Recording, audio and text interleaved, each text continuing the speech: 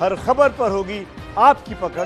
Download कीजिए ABP live app. Sushant Singh Rajput ने भले ही आत्महत्या कर ली हो, लेकिन क्या आपको पता है कि एक वक्त ऐसा था जब सुशांत सिंह राजपूत ने अपने दोस्त को आत्महत्या करने से बचाया था?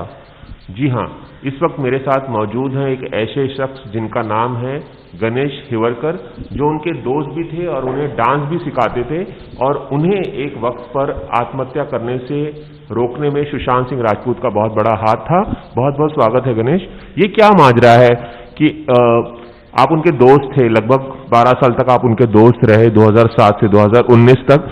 ये क्या माजरा है कि उन्होंने आपको आत्महत्या करने से बचाया था? क्या हुआ था, ये पूरा वाक्य जरा समझाइए। सुशांत मेरे क्लास में आता था जब वो मेरा स्टूडेंट हुआ था। उसके बाद जब मुझे पता लगा कि वो शामक से सीख के आया है, तो मैं भी उससे कुछ बहुत सारी चीज़ें सीखता था। हम बहुत अच्छे दोस्त बन गए थे। तो आप दोनों एक दूसरे से डांस सीखते थे? हाँ, बहुत अच्छे दोस्त हो गए थे। इनफैक्ट उसने बूगी वूगी के लिए मुझे ट्रेन भी किया था जब मैं बूगी वूगी गया था। तो उन दिनों में मेरे क्लास में एक स्टूडेंट थी मेरी, जिससे मुझे प्यार हुआ था। मैंने प्रपोज किया था, तो अनफॉर्चुनेटली उसने मुझे मना कर दिया था। तो मैं बहुत डिप्रेशन में था, ऐसे मन में ख्याल आ रहे थे सुसाइड करने के। तो ये सब उसे पता चला तो इंस्टेंटली उसने मुझे फ़ोन किया, मेरे घर आया, 6 घंटे तक मुझे समझाया कि ऐसी कोई चीज़ नहीं है दुनिया में जिससे आपको नहीं मिल सकती है। और फिर उसने उस लड़की को अगले दिन सुबह क्लास में आया, वो लड़की को, और मुझे उसके घर लेके गया। उस लड़की को भी मनाया, हाँ करवाया। और उसके बाद मेरे करियर में फुल्ली 6 महीने मुझे दिए, जिसमें मुझे फुल सपोर्ट किया, मेरे क्लास को प्रमोट किया, ब्रोशर छपवाए, खुद मेरे क्लास के बैनर उसने लगवाए, हर तरह से सपोर्ट किया था। तो वो इतना पॉजिटिव लड़का था कि उसके आसपास वाले भी सुसाइड करने के मन में उसको बचा लेता था, तो वो खुद सुसाइड कर ही नहीं सकता। मैं ऐसा मान ही नहीं सकता कि दुनिया में ही ऐसा कोई रीज़न हो या कोई ऐसा रिलेशनशिप हो जिसकी वजह से सुशांत सिंह राजपूत सुसाइड करे। इम्पॉसिबल बात है ये। 2007 की बात है जब आपके मन में ख्याल आ रहा था कि आपको खुदकुशी करनी है, क्योंकि आपका ब्रेकअप हो गया था गर्लफ्रेंड से। किस तरह से उन्होंने आपको क्या क्या समझाया था, किस तरह से रोका था, क्या बातें उन्होंने कही थी, इसके बारे में थोड़ा बताइए। उसने ये कहा था कि जब वो दिल्ली में था इंजीनियरिंग कॉलेज में, जब जस्ट फर्स्ट ईयर में था, तो मेरे साथ भी ऐसा हुआ था। मुझे भी ऐसा लग रहा था कि मैं लड़की के लिए ये करूं, लेकिन ये सब उन दौर से वो गुजर चुका था। बहुत कम उम्र में उन दौर से गुजर चुका था, बहुत मैच्योर हो चुका था। 20-21 साल की उम्र में ही वो इतना मैच्योर था कि मैं उससे 3-4 साल बड़ा था बल्कि। तो भी उसने मुझे इतनी सारी चीज़ें समझाई कि ये सब छोटी मोटी चीज़ें होती है। इंसान को करियर में सक्सेस होना चाहिए, अपने काम में ज़्यादा फोकस करना चाहिए।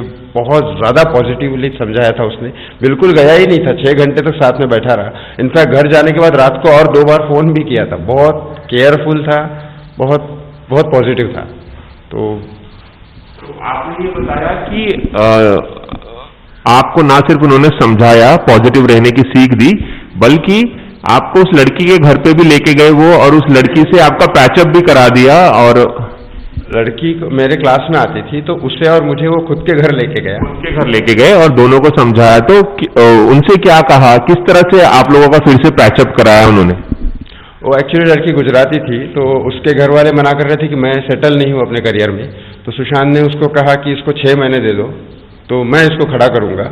और फिर सुशांत ने 6 महीने मेरे साथ रह के मेरे क्लास को प्रमोट किया। मेरे पास 5-6 स्टूडेंट थे सिर्फ, उसमें से एक सुशांत था। तो उसने कम से कम 100-150 तक मेरे स्टूडेंट्स लेके गया। हाँ, तो यहाँ तक मुझे हर तरह से सपोर्ट किया। लड़की को तो मनाया, करियर में भी सपोर्ट किया। एक तरह से मेरी सैलरी कुछ भी नहीं थी, 5-6,000 थी, उसमें 1.5 लाख तक वो लेके गया था उस टाइम। बहुत ज़्यादा फुल सपोर्टिव था हर तरह से। मेरा क्लास भी कई बार उसने संभाला, बहुत सारी चीज़ें की। क्या सबसे खास बात आप बता सकते हैं सुशांत के बारे में? वो बहुत पॉजिटिव इंसान थे, बहुत जोशीले थे, उन्हें जिंदगी में बहुत आगे बढ़ना था।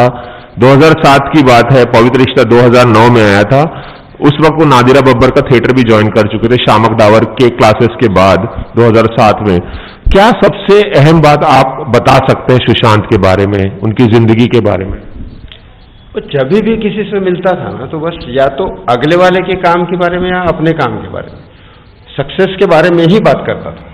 और पर्सनल लाइफ और ये सब चीज़ें में ज़्यादा ज़्यादा बातें नहीं करता था। बहुत ज़्यादा सक्सेस की बात करता था कि आप ऐसे करो, आपके काम के लिए आप इस तरह से काम करो, आप अपने काम में फोकस करो।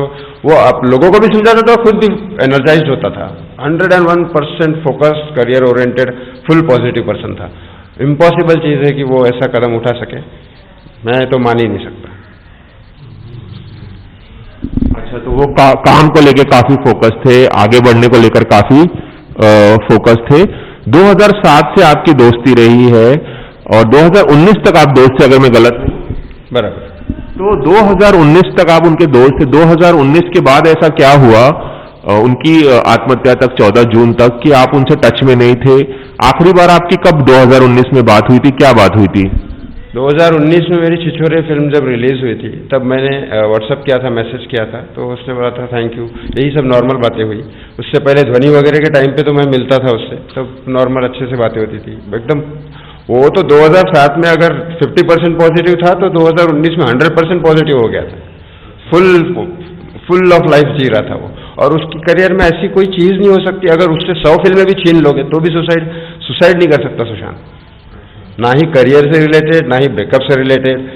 बहुत सारी मेरे क्लास में भी लड़कियां थी, वो उस पे ऊपर मरती थी। अच्छा। बहुत सारी ऐसी लाइफ में स्ट्रैटेजी थी उसके कि पवित्र रिश्ता के टाइम पे हो या बाद में हो, बहुत सारी लड़कियां उसमें मरती थी, लेकिन वो इंटरेस्ट इन सब चीज़ों में नहीं था। वो सिर्फ करियर बहुत ज़्यादा फोकस था। तो रिलेशनशिप या करियर से, रिलेशनशिप और करियर की वजह से वो आत्महत्या नहीं कर सकते, आपका ऐसा कहना है।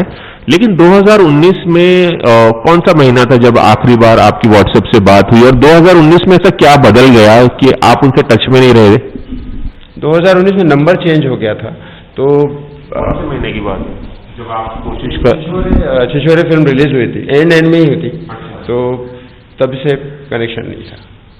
हाँ, क्या हुआ था कि आप टच में नहीं थे फिर? क्या थोड़ा बताइए इसके बारे में। ऐसा कोई रीजन तो नहीं पता, लेकिन हम जो 3-4 दोस्त थे जो पहले से थे, वो सारे कनेक्शन से आउट निकल गए थे। उस टाइम नहीं थे हम कनेक्शन में, लास्ट में। क्या हुआ था कि नंबर चेंज हो गया था? क्या हुआ था, थोड़ा बताइए इस बारे में, कि आप लोग कोशिश करते थे, नंबर नहीं लगता था, क्या हुआ था, थोड़ा बताइए।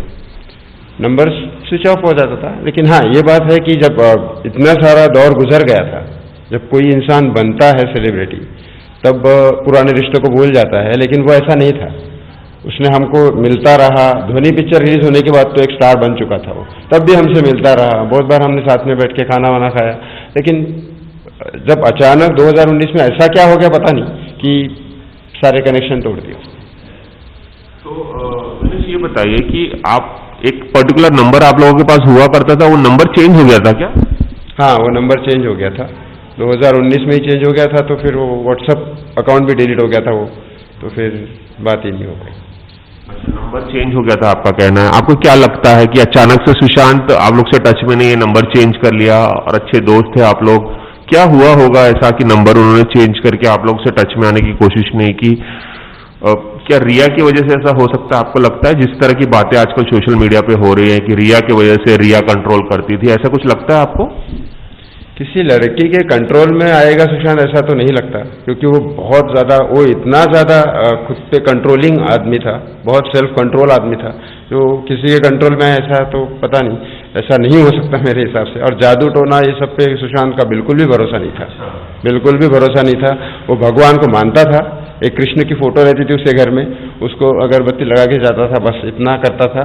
ना कोई पूजा पाठ ज़्यादा, ना कोई जादू टोना, इस पर बिलीव ही नहीं था उसको।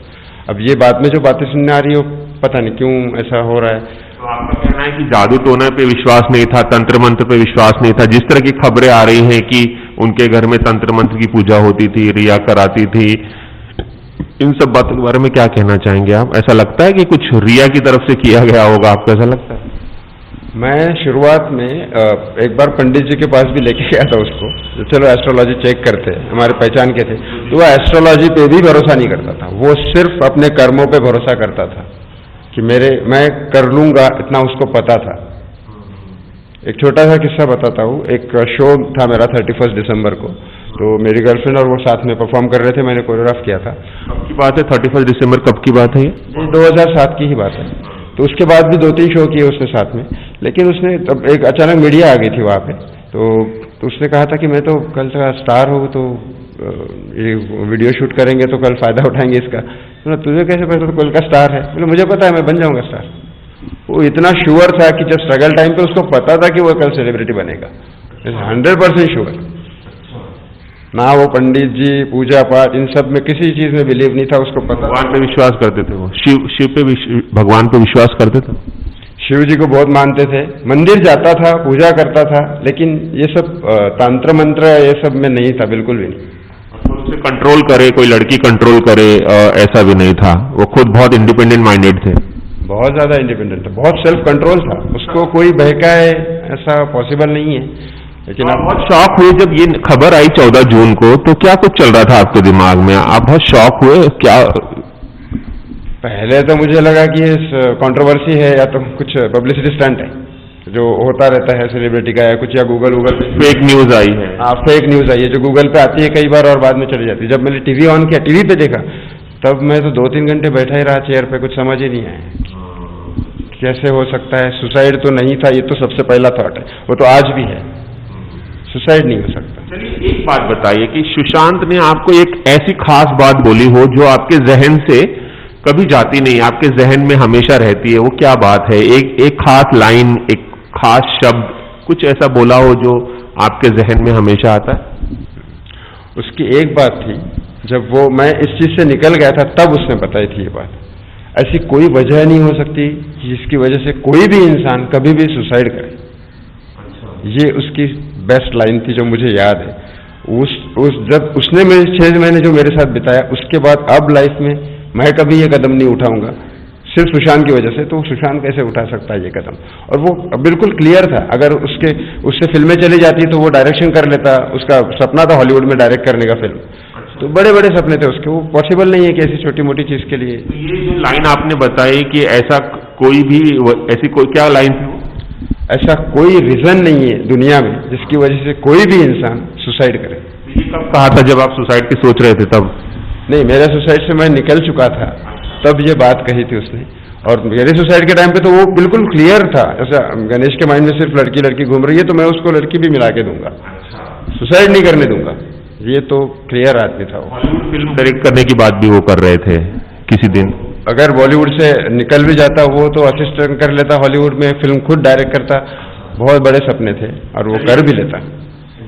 एबीपी न्यूज से खास बातचीत करने के लिए बहुत बहुत शुक्रिया। आपने बहुत सारी बातें बताई हमारे दर्शकों को, और ये बातें बहुत ही मूल्यवान है जो आप हमें बता रहे हैं। सुशांत हमारे बीच में नहीं है, लेकिन आपने बहुत सारी बातें ऐसी बताई हैं, ऐसे अनछुए पहलू बताए हैं जो दर्शकों को हमारे पता नहीं थे। एबीपी न्यूज के बहुत बहुत शुक्रिया जी, थैंक यू।